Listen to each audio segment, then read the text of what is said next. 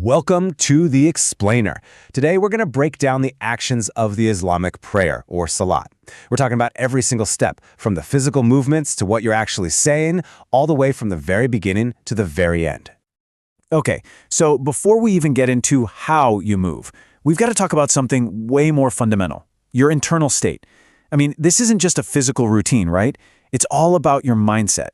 The entire prayer is really built on this idea of humility. So that brings us right to our first section, the essence of the prayer itself. Before you make a single move, the groundwork is all internal. It's really about getting your heart and mind ready for what's basically a sacred conversation. And this idea is captured perfectly in the concept of khushu. It's the state of, serene concentration and humility before God. And the sources actually point out something really practical. The Prophet Muhammad, peace be upon him, would keep his gaze fixed on the exact spot where he would prostrate. So it's a physical action that really helps you achieve that internal focus, cutting out all the distractions. All right, so once that internal state is set, let's move on to the very first actions that kick off the prayer. This is that moment, that clear dividing line where you consciously leave the world behind and enter a state that's all about worship. So you start with what's called the opening takbir. And that first Allahu Akbar is so important. It's called the takbirat al-ihram, which kind of means the takbir that makes everything else forbidden. In fact, the source material is super clear. God doesn't accept a prayer without it. You can think of it like the key that unlocks the door to the prayer itself. Okay, so after that opening takbir, you'll see a slight difference in how the hands are placed. For men, the right hand goes over the left wrist below the navel. For women, it's the right hand over the left, but on the chest. And the source actually mentions that the position for women is seen as more concealing, which really points to an underlying principle of modesty built right into the posture of the prayer. And once your hands are in place, there's this really beautiful, brief supplication that's recited silently. It's done just once, right at the start of the whole prayer. Think of it as your own personal opening, a moment of praise before you get into the main recitation. All right, now let's get into the verbal core of the prayer, the recitation. This part is really the heart of it, and what's interesting is that the rules change a bit depending on your role. Are you leading the prayer? Are you a follower? Or are you praying alone? It all makes a difference. So check this out. What's really fascinating here is the role of the follower, the ma'mum. The source points to a direct instruction from the Qur'an. When it's being recited, you should listen and pay attention. So for a follower, listening isn't just passive. It's actually an active, conscious part of the worship.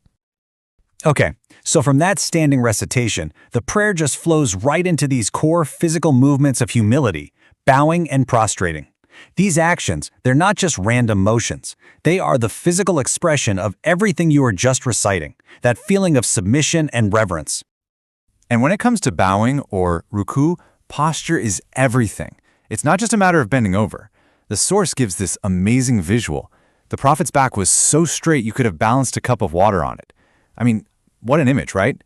It perfectly captures the kind of precision and stillness that this movement is all about. So as you come back up to standing, there's this little call and response thing happening. The person leading, or if you're alone, says that God hears the one who praises him. And the follower's response? It's praise. It's a beautiful little exchange. And once you're fully upright, it's Allahu Akbar, again as you move down for the prostration. Now, the prostration, or sujud, this is really the peak of physical submission. Just think about it. You're placing the highest part of your body, your forehead, on the ground. It's such a powerful symbol of humility. The source is specific about the sequence too. Knees first, then your hands. You do this once. Sit up for a moment saying Allahu Akbar, and then go right back down for a second, identical prostration. Okay, so after you've completed that second prostration in the second unit of prayer, what's called a rak'ah, you don't stand up. Instead, you move into a special seated position. And this isn't just a pause. It has a very specific purpose, reciting the testimony of faith. And that posture has a name, iftirash. You sit on your left foot and keep the right one upright. It's another one of those moments where you can see how the physical form is totally intentional, designed to support the spiritual act you're performing. And what you recite here, the tashahhud, is incredibly powerful. It's a collection of greetings and prayers, really. It starts by directing all worship to God, then it sends peace to the Prophet, and then peace to all of us, the righteous. And it all leads up to that core declaration of faith. There is no God but God, and Muhammad is his servant and messenger.